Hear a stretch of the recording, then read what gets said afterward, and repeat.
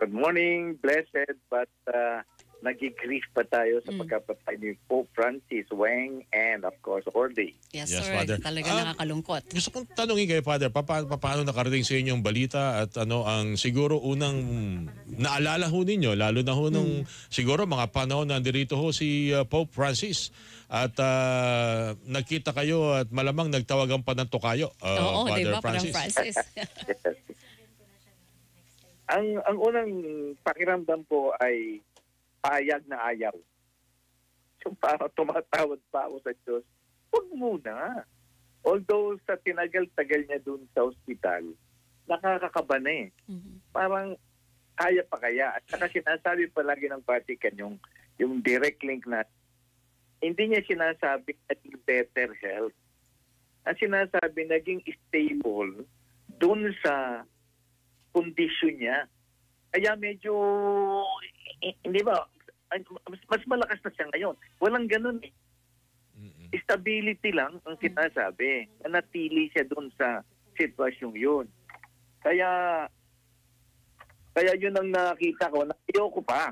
Pero parang nakahanda naman ako. Parang parang ang hirap tanggapin. Expected mo because of his health condition, pero ang hirap tanggapin na Father. Kasi parang malayo siya sa atin physically, pero ang lapit-lapit niya po sa mga Pinoy. Oo, kasi yun nga, nung na-interview ko, nung paalis na, ang palagi niya sinasabi, please pray for me. May nagtanong sa akin mga media, bakit gano'n? Alam mo, sabi ko, napakaganda nung sinasabi niya kasi marami tayong natutunan, maraming nagbalik loob, maraming nagbago. Kaya lang, ang tao ay marupok, madaling lumimot. Pero kung palagi mo pinapagdasal si Pope Francis, maalala mo ulit eh. Makakasama ka dun sa alaalang yon. Pero pag hindi mo niya sa pinagdasal, malilimutan mo na siya. Kaya hindi natin malimutan dahil marami siyang mga naibigay sa ating kaisipan at damdamin na welcome talaga ng mga Pilipino. Maraming hindi ho tayo tiyak sa mundong ito. Pero si Pope Francis parang tiyak niya kung ano yung magiging katapusan ng lahat ng ito para sa kanya. Dahil ang reason nung kanyang pagtanggi noon na magbitiw ang dating Pope Emeritus na si Pope Benedict XVI at siya ang ipapalit, alam niya meron siyang problemang kalusugan at lungs ang kanyang sinasabi. And eventually parang doon din napunta ang lahat, Father Francis, ano? Oo. Kaya lang ang marami nagtatanong sa akin kung magre-retire din siya o mag-resign. Ang sabi ko kay ni Pope Benedict XVI, ang sabi ko ibang klaseng utak at damdamin nito eh. Up to the end. Meron nga sumulat na sinasabing, yun ang sinasabi ni Pope Francis, basta iniintay niya panahon na gusto na ng Panginoon. Hindi siya sumurrender. Para siyang si Pope John Paul II, now a saint, hindi po ba? Na hanggang sa dulo talagang naglingkod, Father Francis. Oo, nanginginig na yun. Yes. Pag lumalakad. Oo. Hindi niya sinukuan yun. Matibay ang dibdib bagal sa wakas. Father, sa tingin niyo, ano yung naging challenge ni Pope Francis sa pamumuno sa simbahan? Ang unang-una ay pagbabago. Madalas ko ang sabihin, marami sa kanyang pinapatupad ay Vatican II. That is more than 50 years ago. 50 taon ng mahigit ang nakaraan. Pero pinapatuloy pa niyang ipatupad dahil huwag niyong kalimutan, nanggaling siya sa Argentina, sa Latin America. So, doon kasi, marami ding injustice. Marami ring mga patents. Kaya, napasapak siya doon. At bumabad siya sa mga pabela, yung mga parang squatter areas, ganyan, mga urban poor. At yun ang pinapagtanggol niya sa justice. Hanggang ngayon nga, sa kanyang term, matindi siya magsalita sa moral mandate ng tao sa pamagitan ni Kristo. Yang sa Hamas at Israel war na yan. Sabi niya, ubusan na ito. Hindi na ito yung ng pag-ibig at pagpapatawad. Ganon din si Trump doon, tinitik niya. Hindi ba? Doon sa mga migration na sinasakal ni Trump. Pero, huwag huwag natin kalilimutan, para sa kapayapaan. Hinalikan niya yung paa nung South Sudan leaders, di ba? Yes. Na magkapayapaan naman tayo. Tama. Ngayon, di ba, gera na naman doon sa Sudan. Pero isipin mo, isang pope na matanda, lumuhod at hinalikan yung paa. Ayaw nga nung leader Pero pinakita niya na gagawin ko to, magkapayapaan lang. Okay. Father, bagay. Father Francis, 3 Santo Papa na bumisita sa Pilipinas. Yes. First was Pope Paul VI noong 1970, then Pope John Paul noong 1995 and 1981. And 2015, itong si Pope Francis. Anong observation niyo dito sa 3 importanteng pagbisitang ito? Kasi ang tingin ng iba, sumigla ang simbahan, ang mga mananampalataya nitong 2015. Hindi ko alam, siguro talaga mas marami naman talaga siguro populasyon natin ngayon. Pero tama ba ang observation ng karamihan na ibang sigla ang dulot sa simbahan ng 2015 visit ni Pope Francis? Well, ang masasabi ko dyan, nung dumating si Pope Paul VI, ako ang naging PayPal assistant niya. Ako tigahawak ng mahabang baston. Iba ka, Father, ha? Oo. Oo. At hinihintay namin sa katedral, hindi ba nagkasugat siya? Opo. Kasi may nagtangkang patayin siya may sa airport. Sa Bolivian, may problema yata sa pag-iisip yun, yung assassin. Oo. Kaya alam na po yung mga pangyayari at misa, ganyan, lalo sa katedral, sa Luneta, nag-ordain kapate. Kaya lang, iba yung dating sa akin ni Pope Paul VI. Kasi kilala ko siya. Siya ang nagpatuloy ng Vatican II na iniwan ni John the 23rd. Yeah. At ang gaganda ng mga lathalain at mga policy na nilatag doon. Kaya yun ang mas tandaan ko. Si JP2 naman ay sa mga kabataan popular na popular. World Youth Day. Oo, totoo yan. Diba? Oo. Ang husay niya Iba yung charisma pati no, ni JP2, hindi ba? Oo, iba yung charisma niya. At maraming ang pangalan ngayon, JP. Totoo yan. Sa kanya. Tama. Oo. Yun, diba? Oo. Pero tama sabi ni Orly, ito kasi ngayon, siyempre, adult na ako in charge ng mga communication ng Catholic Church noon, yung mga two-way radios na hindi pwedeng ma-hack. Ang dating sa akin, tatlong insidente. Ang pinakamahalaga sa akin dyan ay yung lakas ng loob niya nung pumunta siya Tacloban. Ay, mabagyo-bagyo, lakas ng ulan. Opo.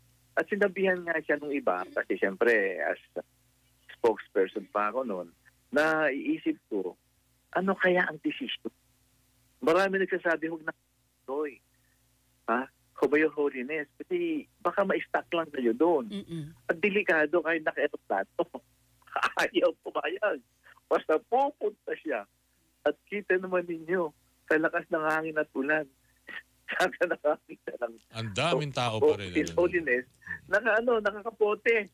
Nakakapote ng dilaw talaga. Tapos ano yung kapote niya, pinapagpag ng hangin yan all throughout the mass, hindi ba? Yes. Hirap na hirap pang hawakan yung Biblia at saka yung pag nagbabasa siya while doing the mass. Para sa iba, may mensahe yun, Father Francis. Ano po?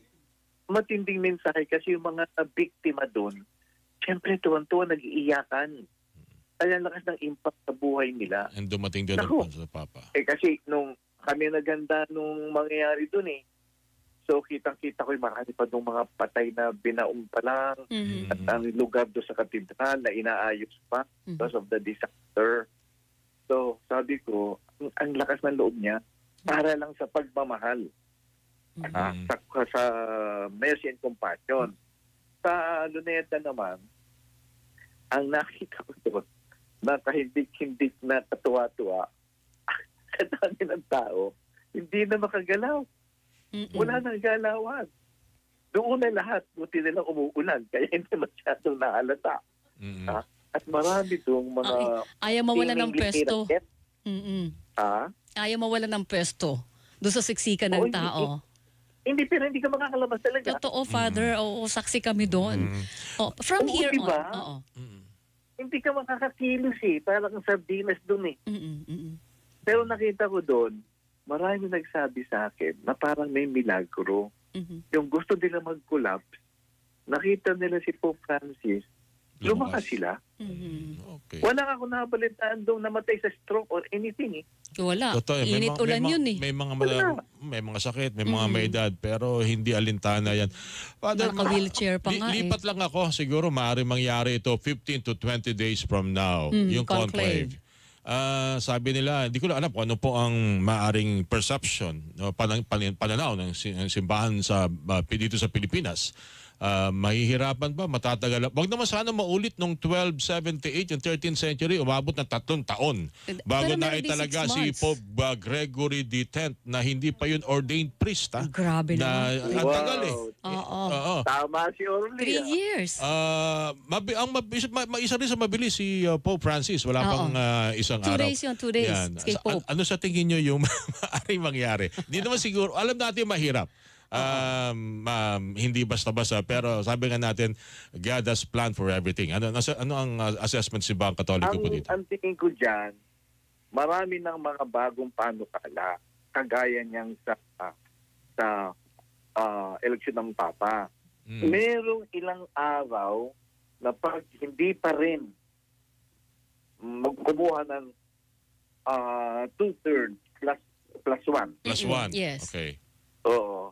Ay kukuha na lang ng 2. Yung pinakamataas ang boto, kasi pag binibilang yan, 3 kardinal ang nagbibilang yan para walang dayan. Yes. Tapos, di ba, matatala mo naman yung mga matataas ang boto. Kaya lang, pa hindi kumabot ng 2/3 plus 1, hindi pa rin madideclare na Papa na. So, pipili ng Kaya dalawa. yung dalawa lang, ang dalawa lang pagbobotohan. Kailan mangyayari ito, itong dalawa na lang pagpipilian? Kasi tama ba, isang araw, 2 sa umaga, 2 sa hapon, ang scrutiny na tinatawag ng mga kardinal? Yung unang araw ang 4, tapos 2 na lang. Okay. Tapos meron din sila mga break.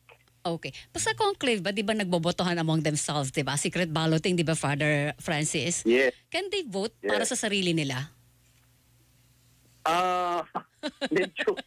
Medyo kagalan yan.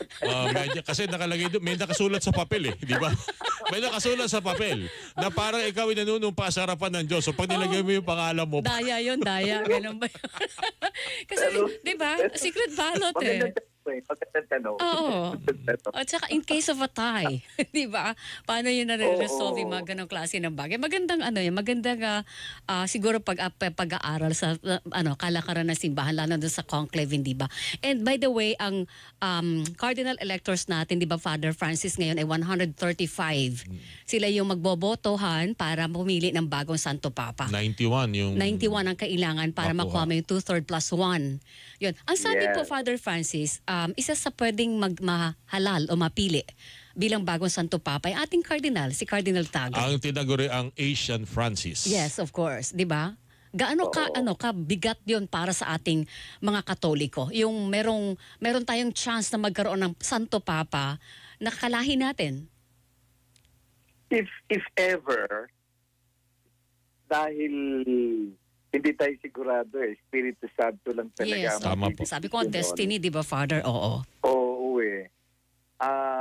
sa ngayon, may potential si Cardinal Tagle. Kasi ang trending, para ako nasa digital nito, trending. Ang trending kasi, dumadami ang mga Catholic population sa Africa, Asia, Latin America. Pero ang Asia ang mas dumadami kumpara dun sa iba. At nauupos yung sa mga quote-unquote Western countries, lalo sa Europe. Kasi yung populasyon nila hindi rin nag-grow Opo. At saka meron na isang sabing merong, I forgot which Pope, ang sabi niya, si Benedict XVI yata, sabi niya, nagkakaroon ng winter of faith. Pag sinabi kasing winter, di ba, namamatay lahat. Mm-mm. Kaya kailangan magkaroon ng panibagong sibol. At lahat ng papang pumunta dito, lalo si JP2 at itong si Pope Francis, malaki ang tiwala niya na ang mga Pilipino ang magpapalaganap na muli ng Catholicism sa buong Asia at even sa world. Kasi nga kung titingnan mo, sa lahat ng sulok ng daigdig, makakita ka ng Pinoy. Totoo po yan. Plus may usap-usap ngayon na ito matagal ko nalaman, 1968 pa to. Pag titingnan mo yung mapa ng buong Asia, lalo itong eastern side, tayo at parang gate patungo sa Asia. Tingnan ninyo. Sa Pacific side, Pacific side. Sabi ko nga, pati yung mga current ng dagat, ay lahat tayo ang iniikutan niya patungo sa iba't ibang lugar ng Asian countries. At yung kahuli-huli, sinabi na ng World Bank na ang Pilipinas daw ang may sweet spot. Ibig sabihin, ito ay isang magandang pamamaraan na ating populasyon, yung gitna ng tiyan ng populasyon natin, napakaraming millennials o mga kabataan na matatalino, mahusay mag-English, mahusay sa IT. Kaya, in the coming 20 years, magbubloom ang economy natin kung tama ating mga policies. Kaya sasama ko sa ating religion yan, tayo rin ang matitinding panampalataya. Isipin mo lang, mga nobena lang. Ang dami nagno-nobena. Maraming mga deboto. Itong Biyernes Santo ngayon, ang daming nagpuprosesyon. Ang haba. Hindi ba? At dito lang sa probinsya, ang dami niyan eh. Alright. Kaya sabi ko, maganda nga naman ang isang papa manggagaling sa atin. Ayaw. Kaya lang, at sabi ko, ang Africa iniisip ninyo. Totoo yan. Lahat naman nag-aasam, Father. Pero at least kahit pa paano may hope. Halimbawa, sa France, si Jean-Marc Abilin. Sa Hungary, Cardinal Erdo. Sa Spain, Cardinal Juan Jose Omelia. Marami ito. Marami. Anyway, naku, Father Francis, kami po muli nagpapasalamat po sa inyo sa inyong laging patuloy na pagtangkilik po. Thank you. Thank you, Father. God bless you. God bless you. God bless Thank you you. also.